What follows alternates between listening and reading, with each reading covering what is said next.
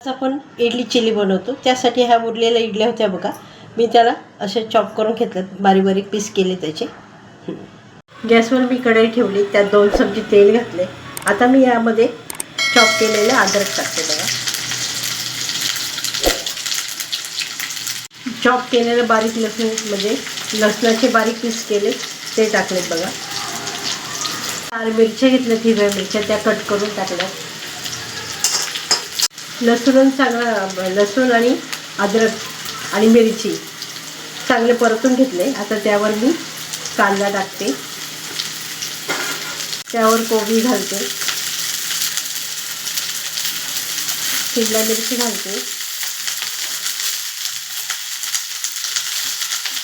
आणि चांगलं परतून घेते. पातीचा कांदा पण घेतला बघा, तो पण टाकते. त्यावर 1 चमचा रेड चिली सॉस टाकते मी, हे बघा हा चमचा. त्यामध्ये 1 चमचा ग्रीन चिली सॉस टाकते, 1 चमचा सोया सॉस टाकते.